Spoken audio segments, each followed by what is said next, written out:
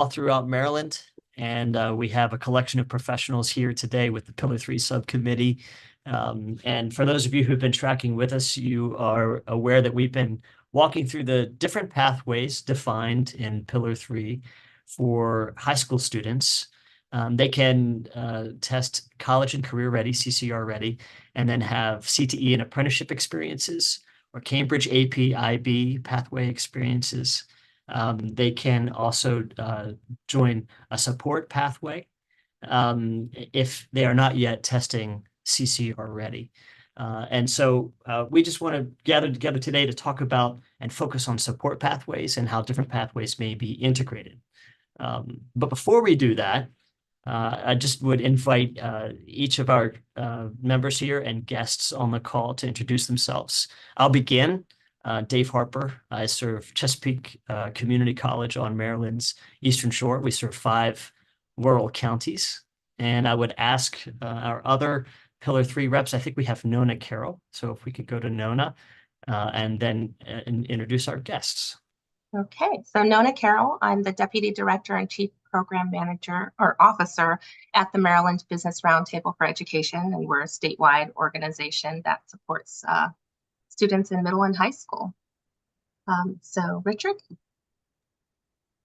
Hi, good afternoon. My name is Richard Kincaid. I'm the Senior Executive Director in the Office of College and Career Pathways at MSDE. Take it to Dr. Smith. I appreciate that, Richard. And so Dr. Marianne Smith Jr., Assistant State Superintendent of Office of Instructional Programs and Services here at MSDE. Excited to be a part of this continued conversation. I'm here to bear witness to the dialogue. I'm new to this particular work as of March of 2024, so I may not have a lot of conversation, but that's just now, right? And so I'll kick it over to Lindsay. Hi, good afternoon. Thank you very much, Dr. Smith. My name is Lindsay McCormick. I am Director of College and Career Readiness and Supervisor of CTE for Caroline County Public Schools, and I appreciate being able to be a guest today. Thank you. Diana? Hi, I'm Diana Sung, and I am the Coordinator of Dual Enrollment and Advanced Placement at Frederick County Public Schools, so I'm happy to be here as a guest as well. And we are happy to have you. And we've been joined also by guest Dr. Christy Dreyer. Hi, everyone. I'm Christy Dreyer, Vice President of Academic Programs at Cecil College and current chair of the academic CAOs. Welcome. And so at this time in our meetings, after we've introduced everyone, we're glad to have you here. We invite Rachel Amstutz from the AIB to provide updates. Good afternoon. I have just a couple of updates today, and then I'm happy to take any questions that anybody has. But what I can share related to the AIB broadly is that we're currently in the process of reviewing the LEA submissions of their 2024 blueprint plans. So that's keeping us and our friends at MSDE a little bit busy here. But we're really enjoying learning about all the things underway to meet the blueprint goals and to see the progress happening around the state. Outside of reading plans, the other things I can tell you related to Pillar 3, obviously we're near the end of the school year for our school districts. Career counseling will have a final report due at the end of June. So all of my dear friends who've been waiting for me to get them a template for a while, it's coming really soon, like maybe today. So that should be headed out soon. And then we'll have more information in about our career counseling progress in year 1 as we move into summertime in July. Other than that, let's see. The AIB is hiring, and we have 2 policy analyst positions on my policy team that are still open that we'll be recruiting for, including someone with the CTE background on Pillar 3. We also will be filling the remaining opening positions on the AIB team, hopefully this year. Things like our research director, research and data analyst, and those types of roles. Those are the big things on my mind for today. Are there any questions that I can answer for anybody about broad things happening, Blueprint or AIB? The only other thing I'll mention is if you didn't catch the meeting last week, at MSDE's meeting at the end of April and at the AIB May 16th meeting, dual enrollment guidance was a joint policy update was provided and passed by both boards. So that is out on the street now. Any questions? All right, Okay. thank you. Okay, fantastic. And just the joint guidance, another indication of the collaboration that has been driven by Blueprint legislation, the partnerships which are expanding between LEAs and community colleges and higher ed institutions throughout the state, and workforce boards, business and industry partners. So a lot of those things kind of do come together and dovetail in today's conversation. So I was reminded during your introductions that I forgot one of the support pathways in my opening remarks. So I'm just going to share my screen as we often do to keep notes. And these can be edited. They're draft, always in draft form. So if you see an error, be sure to speak up, or an addition or an edit or a change. But we've been discussing as a subcommittee the dual enrollment pathway in the last 3 months, the CTE and apprenticeship pathway, the Cambridge AP/IB pathway by which students, all three of which can graduate with a high school diploma and credentials, experiences, college credits that make high school more meaningful maybe than it was when I was in high school. And that's what this partnership is all about. Now, the three pathways here that are highlighted are pathways for students who are CCR, or college and career ready. And the final pathway that we want to talk about maybe isn't a pathway in and of itself. It's a support pathway for students who are not yet college and career ready, to ensure that, you know, they're being tested in their 10th grade year, that they can get to that point by graduation. And maybe even before that, and begin to participate in these other opportunities that Blueprint defines and that our high schools offer throughout the state. So I will pause here after saying that in each of these conversations, we tend to talk about models and best practices and resources as a way of kind of brainstorming and sharing the challenges we face and how we are collectively addressing, facing, overcoming those challenges throughout the state. And then that can feed into suggestions or feedback from the Pillar 3 subcommittee to the AIB as they do their work of implementing and providing guidance for Blueprint legislation. So I'll pause here and invite some of our K-12 colleagues to talk a little bit about support pathways and what they're seeing in their schools and what they're developing in their Blueprint plans.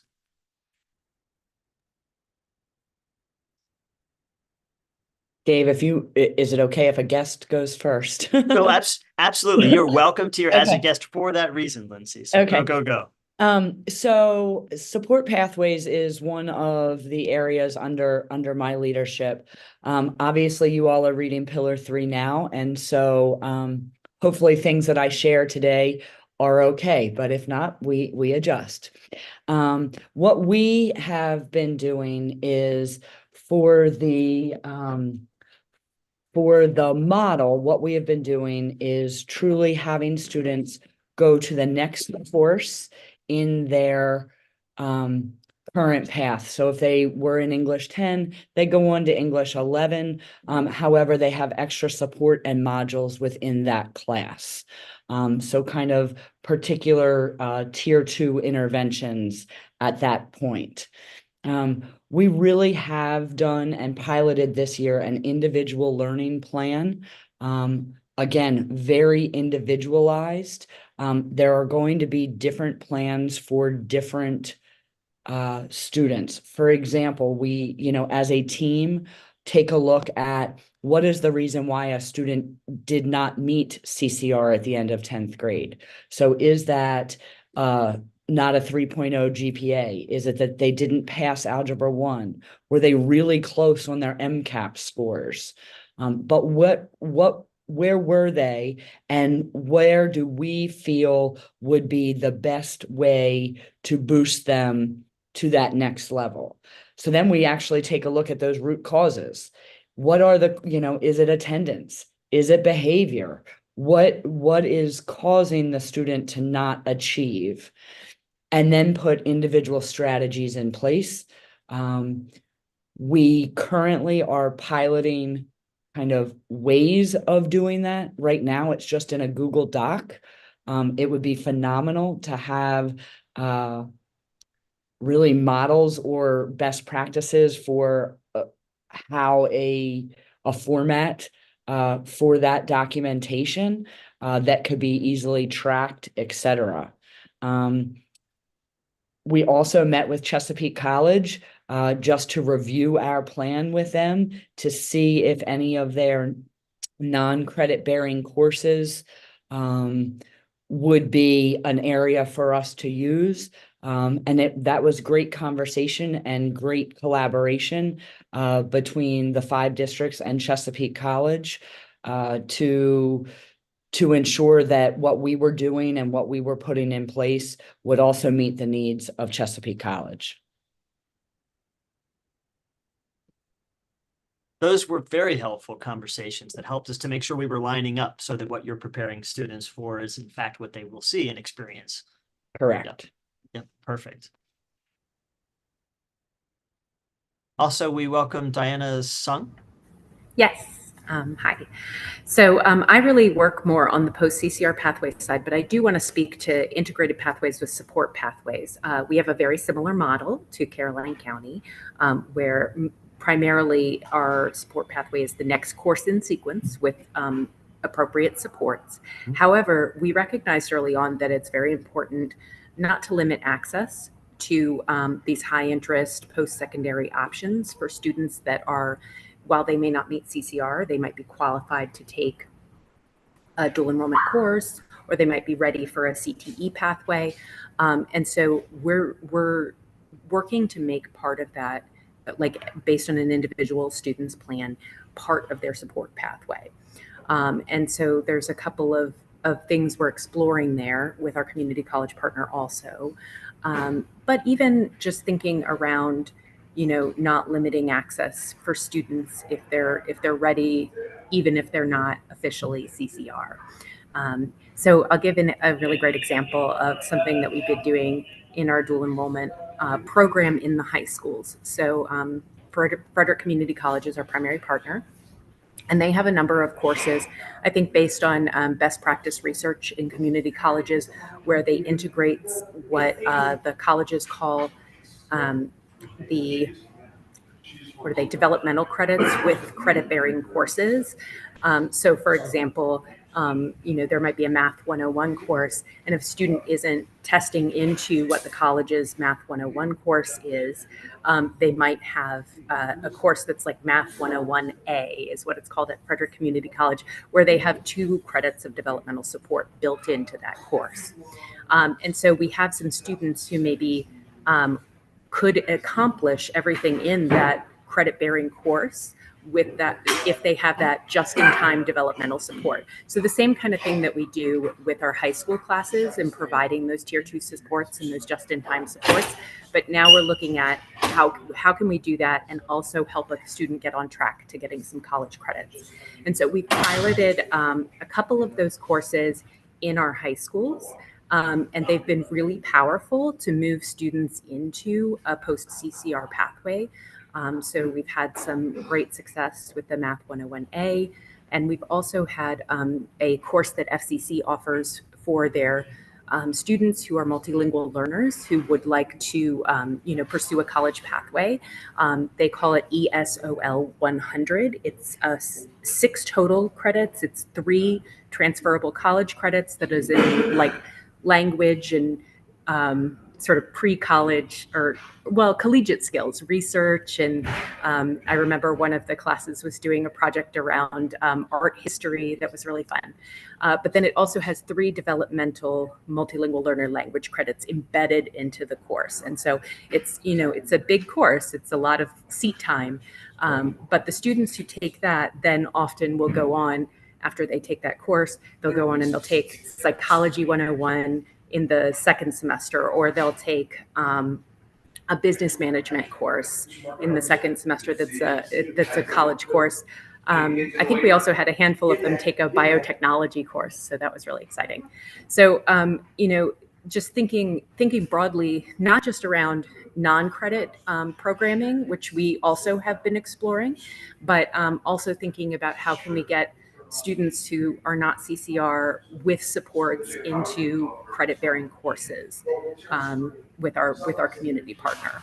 So I just wanted to share that as some ways that we're thinking a little bit outside the box with those support pathways. So a quick follow-up question for you, Diana, because I think that's really cool. Like a number of the things that you shared, one of them was the co-curricular sort of, you've got an English or a math credit class. It's a gen ed core class at the college level. But then for a student who may not be quite ready with all this, with the skill sets, the non-credit co-curricular, almost like that same in-class support that Lindsay talked about in Caroline County Public Schools.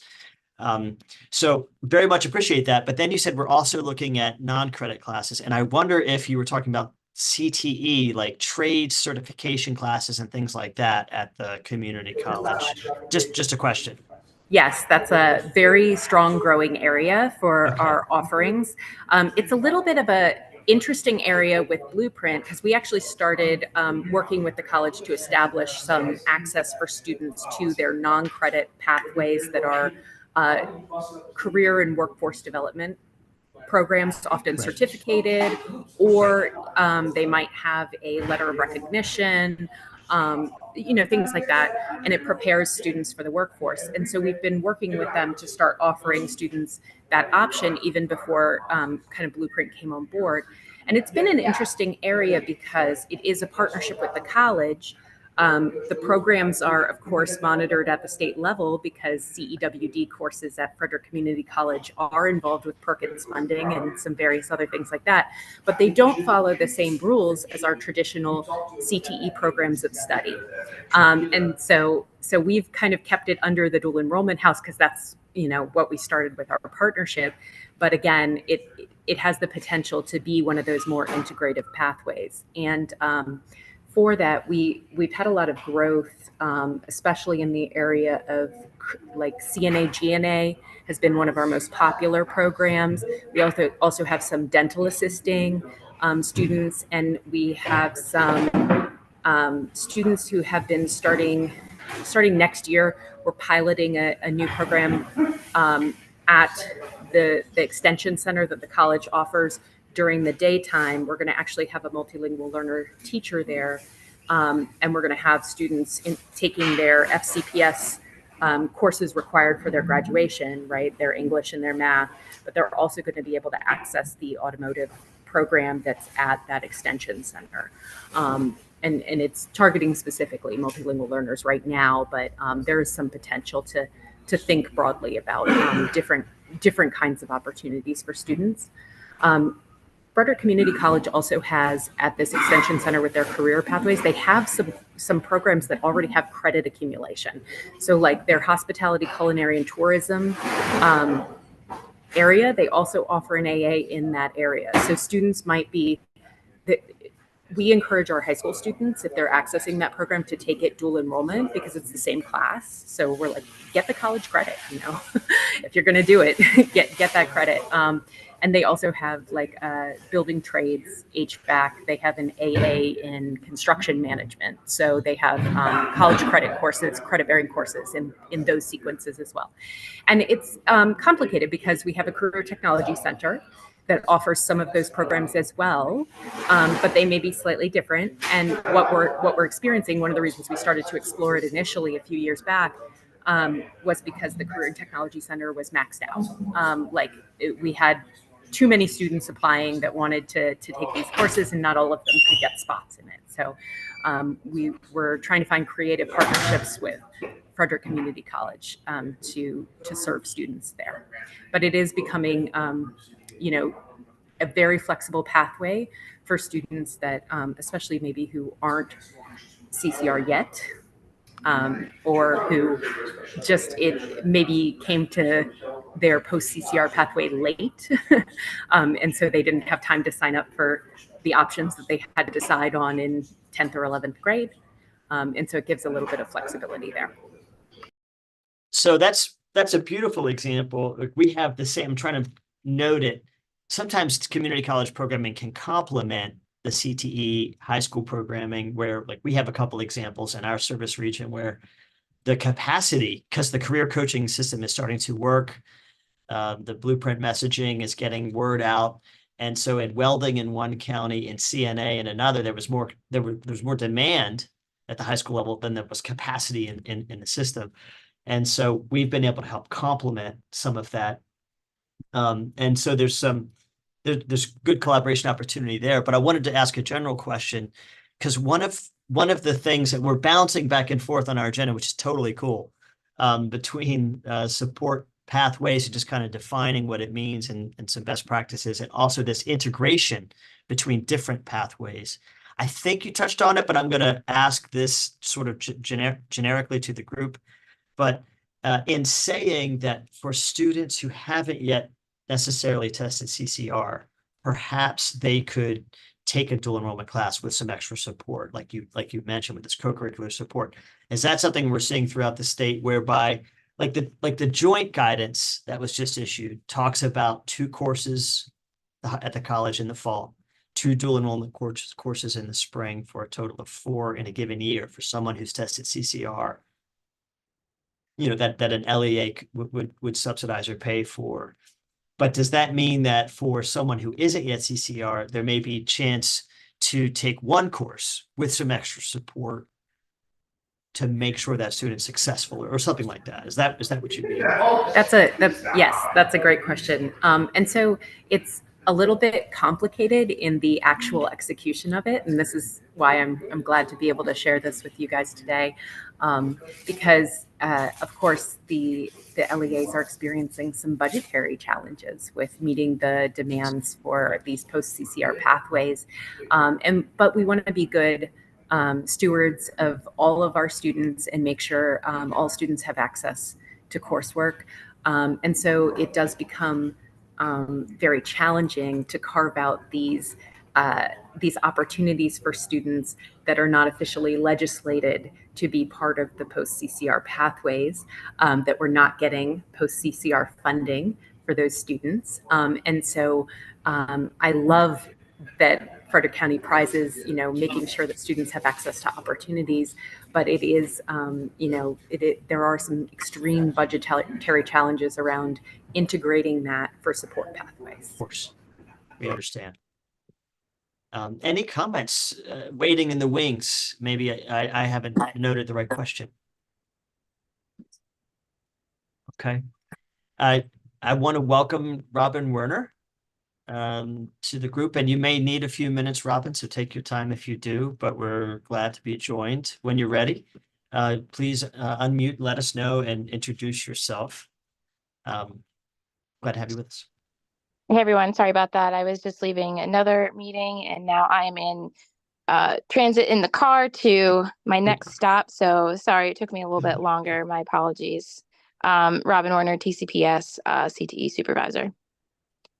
You're reminding me that some people call this Maycember because it's as busy as the holiday season at this midpoint, So certainly it's for academic calendars anyway. So yes, we won't lean too heavily on you, but if and when you can comment, great. No worries if you can't. Glad to have you with us. One of the things that we have for this pathway integration idea, it was a comment that sort of came from Robin at an earlier meeting. And it was, for example, students may change their minds. We're talking about high school students here, right? And they're thinking about dual enrollment in early college, or they're thinking about apprenticeship and CTE programming, or the Cambridge APIB pathway. And then there are subsets within all of those, whether it's early college or CTE and so forth. So students may change their minds or wish to pursue multiple pathways like early college and apprenticeship, which sometimes can coexist, at least on the trade sides. How can career coaching conversations and school curriculum allow for this kind of flexibility? So anyone wish to comment, or are there things you're seeing in blueprint plans or in your own offices that kind of speak to this? I can start off again. I think what I have seen over the years is with, for example, dual enrollment and AP. Students have been integrating those two pathways and CTE for a very long time. Some of our CTE program of studies actually have AP courses that are part of the program of study. So they are naturally integrated. Students do take dual enrollment and AP classes if their intention is to go on to a 2 or a 4-year college experience. So that integration has already been happening. So I guess what would be interesting is to see what should look different than students integrating them now, and why is it different because Blueprint is here? Because they have been integrating them for a while. I know that there is guidance on the AP pathways that have come out, which does, one option is for students to be able to integrate. I have, also kind of wondered, in the CTE world, we collect data on participants, participation, concentrator, and completer. Will we go down that path with post-CCR pathways? Because you can be a participant in numerous pathways. Are you a completer of any if there is an established number of courses, for example, for AP, or a number of dual enrollment? But I think that integration naturally happens already in many of the arenas. And Lindsay, I want to echo what you said there. We actually started digging when we started the post-CCR pathway work in Frederick County. We actually started by looking at our data. And one thing that we observed was that we looked at 3 or more classes, right? So if we have dual enrollment, we have about 25% of our graduating class has 3 or more classes. We have close to 60% are participating in 1 or more class. If we look at AP, it's a similar number. It's like 24.5% or something like that. But if we look at students who have 3 or more actually, I think I pulled 5 or more dual enrollment plus AP, it became 30%. It was actually a higher percentage of students who had achieved a 5 college class pathway when you combined the programs. And for a long time, we've had in CTE, just like you said, Lindsay, CTE programming has been a leader in post-secondary integrations with all of those CTE pathways. For example, at our Career and Technology Center, I would say probably, I think it's close to 70% of the programs we offer at the Career and Technology Center have at least 1 dual enrollment class associated with it. A lot of the programs that are available in the high school, the CTE programs of study that we have in our local high schools, they have either an AP course associated with them or a dual enrollment course associated with them for a large number of those programs. Not all, but a large number. And so I think it's really important to sort of start with looking at what are students already doing and why are they doing it? So when Frederick County looked at that data and we started thinking about post-CCR pathways, of course we want to establish what the 3 options that Blueprint wants, but we also started talking about what does it mean to integrate pathways. And when we're looking at it holistically, like from a child who's graduating from high school, for AP, IB, et cetera, and dual enrollment in particular, if we look at credit accumulation, college credit accumulation, right? We've noticed that a lot of students will take like their AP classes in science or math and their dual enrollment classes in like English and the humanities, or vice versa, depending on the student and what they want to major in and all of those things. But they're getting to a sequence of courses between those 2 programs that gets them a semester or more of college credit. And so, we did start talking around some flexible post-CCR pathways. So thinking about what does it mean for a student who earns that CTE program of study and gets the completion or gets an apprenticeship, but also does a significant amount of dual enrollment courses or does a significant amount of AP courses. And so I think it's really important that we consider, what that would mean, because maybe a student won't get to 5 AP courses, but maybe over the combination of everything that they have, we'll get to, a semester's worth of college courses. Can I add something real quick? And I apologize if some of this has been repeated since I'm coming in a little bit later. But speaking from a comprehensive CTE school where we do have students who, like Dave said, jump from different programs, I think that what is really important with this, with the career counseling, is knowing the why behind students taking different classes. Is it because they truly don't know what they want to do and they're testing it out? Or is it because they want to do this program, but they have room in their schedule to also try out another class? I was observing an auto tech class the other day, and there was a young lady in there who's a senior. She's not able to finish the program. She's only taking half of the program. She knew that going into it. She had done another program before that, but she simply wanted to learn those skills. And so I think that's very different than students who are jumping around because they're just trying to try things out.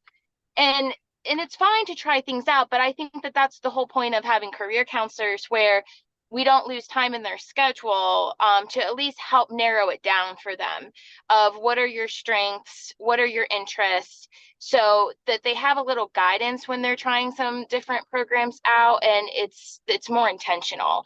And what we do in Talbot is also try to offer middle school classes as electives that align to our different CTE programs.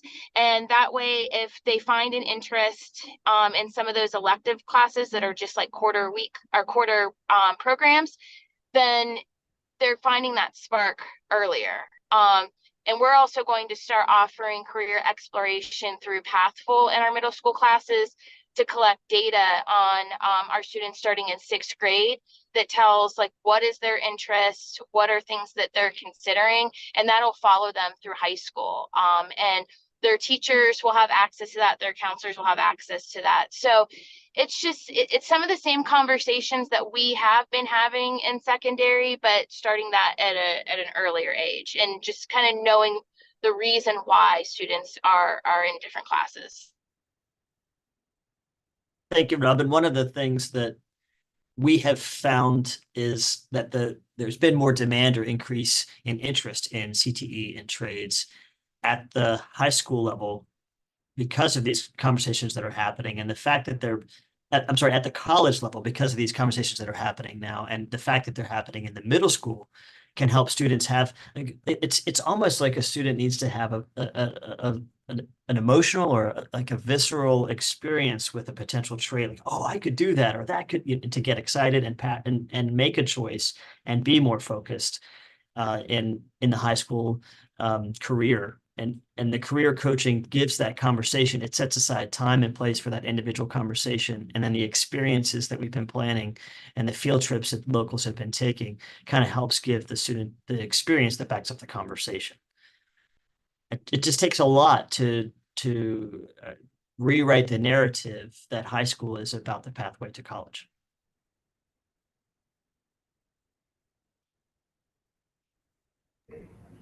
I totally agree. And the other thing that we're planning with our career counselors is to also for them to work with special populations, especially in the high school.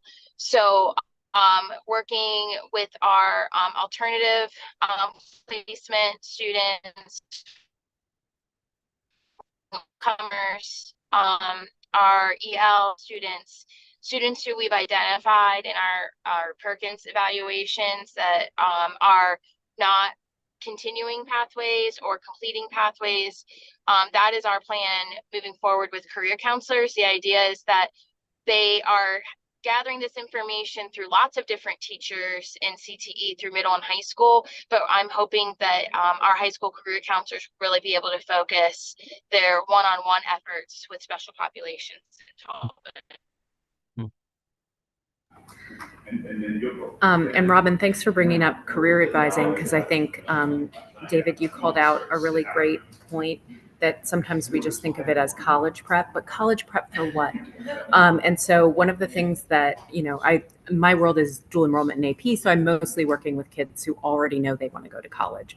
But one of the things we've started working with our career counselors is college prep should be career prep. It should be integrated into that idea as well. So what courses are you taking and for what purpose? And I think that one of the things that we're looking at with our dual enrollment program, for example, is we're actually making all of our dual enrollment students declare what's called, what FCC is calling a meta major, which is basically just a broad program of study that covers multiple majors. So they might declare in STEM, or they might declare in education or something like that. And so we're looking then at their trajectory of how are they accumulating college credits to help them get into that pathway that then is leading to a career. And one of the smart things that Frederick County did with their career coaches is that we actually have career coaches in all the high schools, but then we also have a career coach who is stationed at the community college and works with their workforce and their career advising. So her primary caseload is students that are full-time at the college, but she also coordinates experiences on campus and facilitates with the other career counselors to help them get students to understand what avenues there are for post-secondary education within their career pathway, because I think so many careers now require some kind of post-secondary training, even if it's not a college degree, that students may not even be aware what's available to them or what could get them on the path to where they want to go. And so I believe we're big believers, and I'm a big proponent of, college advising should also be career counseling. Like, there should be an integration there. And we shouldn't just be taking credits because it looks good for a college application. We need to know why we're going beyond. So thank you, Robin, for calling that out. I know college applications, I know they love to see specific focus and student, purpose. And I noticed you have this program and these faculty who lead that program. So I appreciate your call on focus. And for the integration, for years, our collaboration has included the counselor day, so that all the counselors in the 5 counties spend a day on our campus and we talk about the programs and the overlap students that we have and how we can kind of be as consistent as possible in our advising and preparing them to kind of choose what's best for them individually as students. And so a quick question I have, when we talk about the support pathways, so if a student would choose, if a student is not quite testing CCR, could be a sophomore, but would choose a CTE pathway, those can start in the freshman year. So the support pathways can coexist with CTE and apprenticeships, yes, and with the Cambridge AP-IB. So these, again, just to call out that the support pathways are not necessarily mutually exclusive from the 3 pathways that Blueprint defines. Is that accurate to say?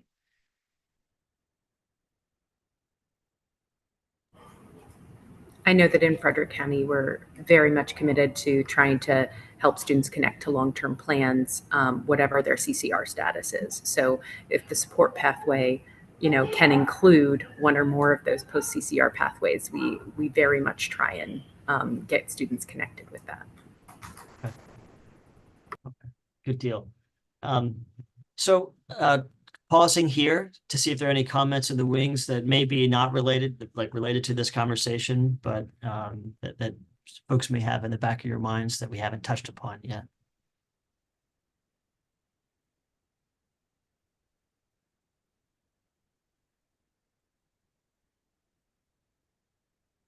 I will say that there is another model that I know some of our LEAs in the state have used, where, say, for example, I think Lindsay called out co-curricular in-class interventions for students who are not CCR yet. I think there are some school systems who have used community college developmental courses for that, because the Blueprint legislation calls for collaboration, and that collaboration could take many different forms. And so just noting that the model we've talked about, there are also pre-CCR, if I can use that term, students taking dual enrollment developmental education courses. And what Blueprint envisions is engaging and interactive instruction, which can be accomplished in either of those ways. The flexibility is built in. Any comments on that model? Or it may not be what you're experiencing in CESO, Christy, but is there any comment on Yeah. that model? I actually can speak to that. So I think that can work really well. Our English faculty have worked very closely with the English faculty in our LEA and shared our one Dev Ed English class and all the curriculum and outcomes. And basically some of the LEAs are using that class and using those materials. When students are successful, they automatically can move into English 101 then at Cecil. So I think that's nice because it's free. It's at the high school. They get the support that they need. They're ready to roll then and take English 101 at Cecil, which is fantastic. So yes, I can build on that for you, Dave. Yeah. The other thing I'm just going to say while I'm talking for a second, I love the idea of a career coach at the community college. I think that's a fantastic tool. And I think that really can help the relationship and the continuum for students to be able to move from one to the other. I love that idea. So thank you for sharing that.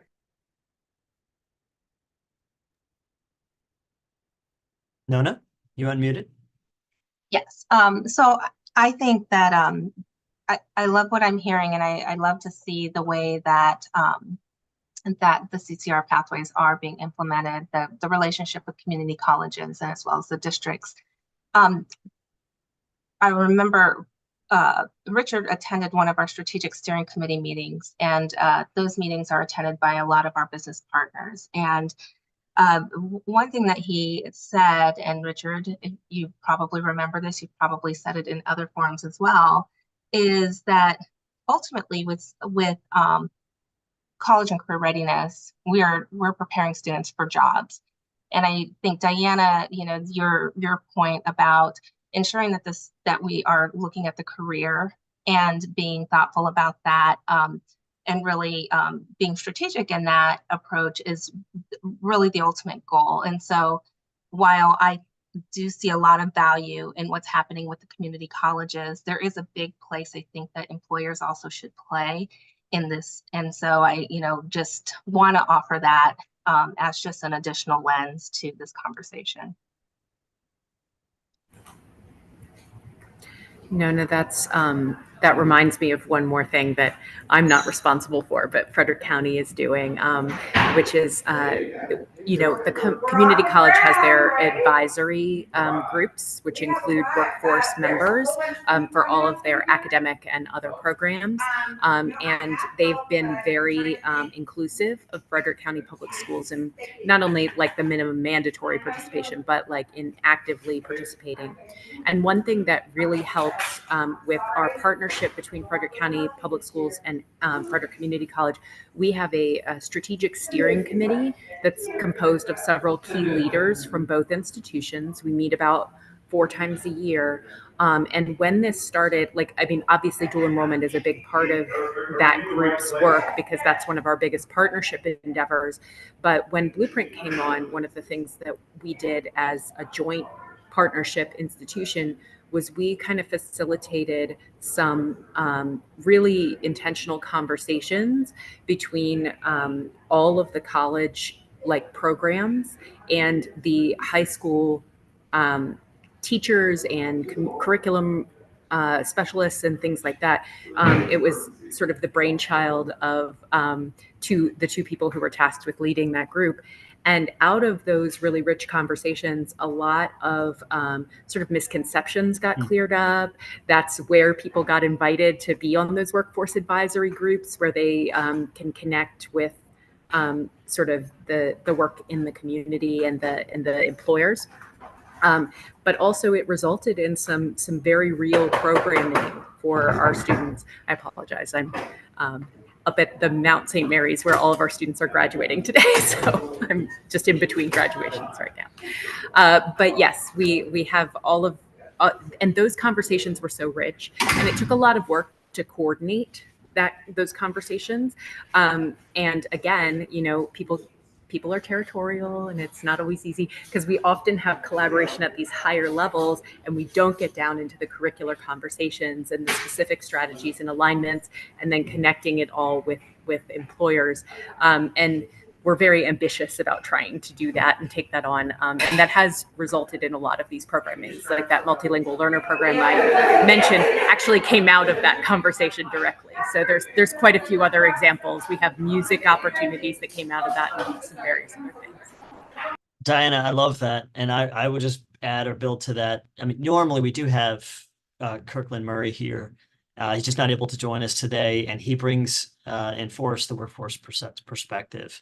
And that's, of course, what the blueprint envision is to integrate the three partners: workforce, LEAs, community colleges, or higher ed. But in our area, it's sparsely populated. I mean, this is farm country. So you're talking about 18% of Maryland's geography, 2% of its population, or 2.5% of its population. We're kind of spread out. And so we can't necessarily, among all of our institutions, the 5 LEAs and the community college, have separate program advisory committees, because then we'd be pulling on the time of the business and industry, all the employers disproportionately, because they'd have to go to 6 meetings. So I'm just grateful to Lindsay, to Robin, to their colleagues that we've come together, and we offer a centralized dinner or mixer or breakfast twice a year, where all the different packs can come together with the K-12 and the high schools and the workforce leads, and talk about equipment and student placements, and talk about the curriculum and things like that. And so, Nona, you bring up this vital point, which is that if our programs aren't aligned, if the IRCs aren't regionally and locally aligned, if we're not communicating well with all 3 partners, then it doesn't work as well, because the jobs aren't available to our students. And obviously that's the heartbeat, is to make sure that all of this ends in a job, and a job that leads to gainful employment and, dignity and meaningful life and support for family and stuff like that. And I'm just thinking, as we have covered substantively a lot here, and I want to make sure that everyone has a chance to comment. And one of the things that strikes me about this conversation is we haven't talked as much about challenges, and maybe that's because if you think about the pathways, and I'm just going to offer this and then invite comment, dual enrollment pathway has lots of logistics involved in students expanding, taking more college classes. Is it on the campus? Is it in the high school? Who's teaching? The funding, obviously. Apprenticeship has lots of logistics, CTE and apprenticeship. Are we offering the regional, and do we have the placements sufficient to get to the 45% goal? Things like that. Cambridge APIB has its own set of resource considerations. But when it comes to the support pathway, maybe there's less of that kind of thing to discuss, because that's about education. That's very flexible in terms of how it's defined. And maybe that's why of the 4 conversations we've had on this different, this different kind of pathways, this conversation is a little unique. And I've been trying to puzzle over that as it's been unfolding today. Is it because there's so much flexibility for individual institutions, and there aren't those same apprenticeship and early college considerations? Thoughts? Is this one easier for you? Less of a puzzle to unfold for your institutions? When we were working on the support pathways, one of the biggest challenges was, what's the end goal of a support pathway? I think it's very clear with post-CCR pathways, and as LEAs are making decisions around how to offer those, what is the end goal of that? It may result in different numbers, or like what is an apprenticeship and how do we define that and all of that, but it's clear what the end goals are. So what is the goal of a support pathway, right? And so we kind of made a decision early on that the goal of a support pathway is to get a student CCR by the time they graduate. And with that in mind, we discovered that we had a lot of these flexible support options that were happening, like you said, in our academic courses already. So again, that next course in sequence with additional supports built into the course specifically designed. Like, so if a kid has passed algebra and geometry, we're not going to make them go back to algebra 1 again if they've been successful in the course, but they might be in an algebra 2 course that has algebra 1 concepts reinforced for them, so that they're going to be able to be career and college ready as they move on. So we definitely had to define what a support pathway even is, because I think in Blueprint that one's a little bit less clear on what the definition is compared to the post CCR pathways. And so that leads to this question then, you know, for each of these, the Pillar 3 subcommittee has had targeted feedback, sometimes solicited by AIB, sometimes just that we've come up with, for example, in the CTE pathway, with the definitions of IRC, what's acceptable for the 45%, or the apprenticeship design acceptable to build toward 45%, or in early college, those models and those resources. We've had really targeted feedback to provide as a subcommittee to the AIB. For this group, this think tank that we have now today, in light of what we've discussed and what you've said, should we ask for more definition? Are we okay with that flexibility? Is there feedback for Pillar 3 to provide to AIB that you all think that we should make a note of and consider?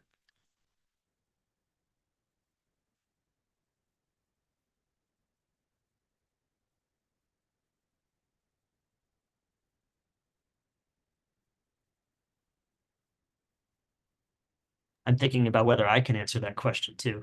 I was gonna say, Dave, this doesn't really answer your question by any means, but we too thought about, you know, what is the goal? And obviously we came to the same, you know, the goal is to have students be CCR by the time they graduate. But we're also realizing, excuse me, with some of the individual learning plans that we've done,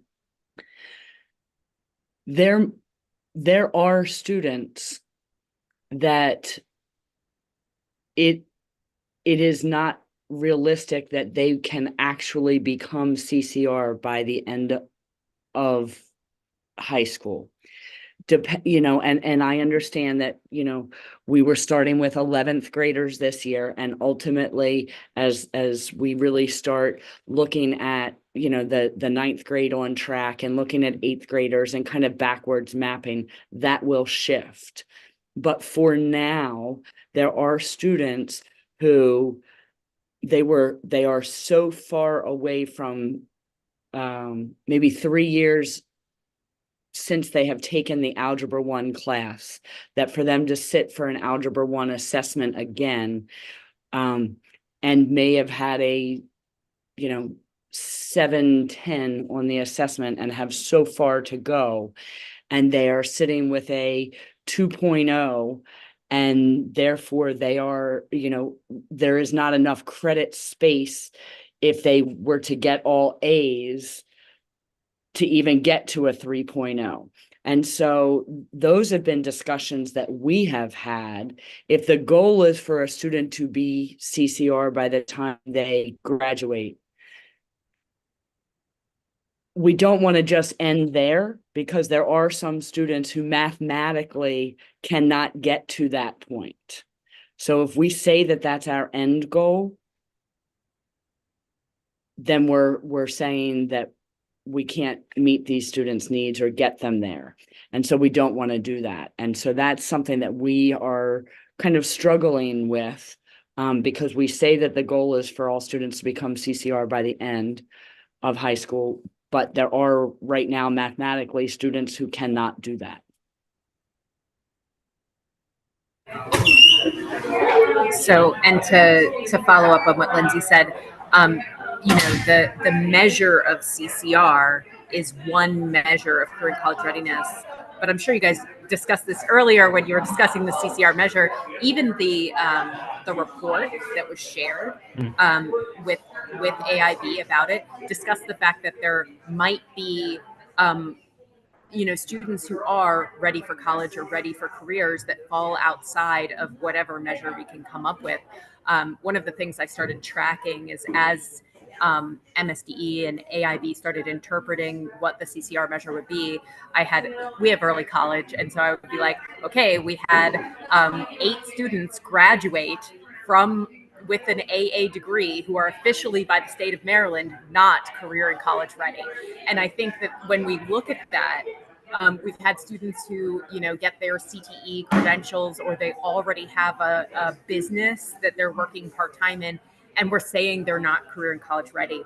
And so there's, there's a little bit of that logical piece. Lindsay was talking about the math. Of course, there's, the math for how can we get them there. But I mean, even thinking more broadly about career and college readiness, and especially in these support pathways, for what that might mean if a student can't meet what the state measure for CCR is. And I think one thing to look at is that agreement between PSAM and MAC about the different entry points that students were allowed to have to enter college coursework that included a much broader range of measures than just what the CCR measure is. Sorry, it's getting really loud in here. Well, I was going to say the same thing. And okay, so Christy's queuing up, so I'll pause. Go, Dr. Dreyer. I'm going to say that thank you. Two things. One is I think this group has talked repeatedly about the fact that, the measurements for CCR readiness it's so small. It doesn't fit so many other students who may be career ready, but haven't hit those one or two benchmarks. And then thank you, Diana. I mean, we've worked really hard on making a really broad definition of why you could take college courses and move into that. So I think that, we've got multiple measures in that. And even that doesn't account for some of the career readiness. So it could even be broader. But that agreement was really to try to broaden access to college credit courses.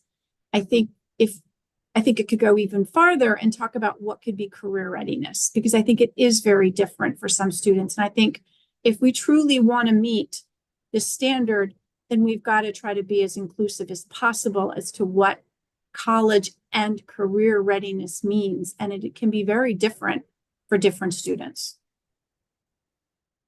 It encompasses such a wide range of human potential and aptitude and skill. If we talk about the term career readiness, which even college readiness, right, we've said is career readiness. So if you think about the wide array from the skilled trades,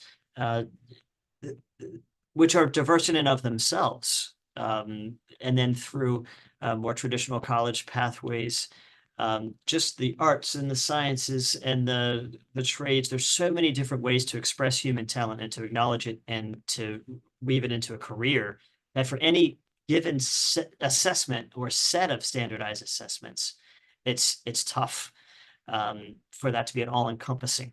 So we definitely applaud the addition of the GPA and the expansion of measures that has happened in the last year. But yeah, that could go farther, because some of those students who aren't attaining that CCR by graduation may be well equipped and have the aptitude that they need to be very successful in careers, but it may be that the assessment's not quite capturing it. So maybe there's a way that we could kind of make that the singular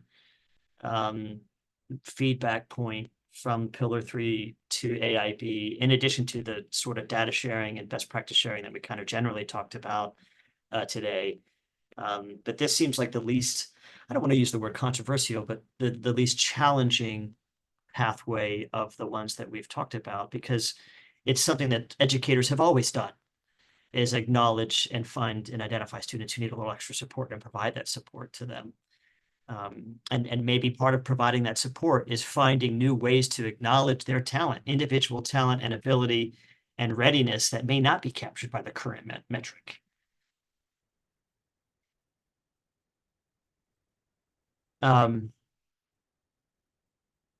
Okay, well, that's resolving around recommendations for a career readiness indicator. And that's a tough, that's an easy thing for me to say and a tough thing for a group to define, because it's so broad. There's so many different types of careers. Well, we have had a fruitful and productive conversation. It's been wide-ranging. Thank you. I want to pause to see if there are any comments or observations of any sort that are left to be shared before we talk about next steps?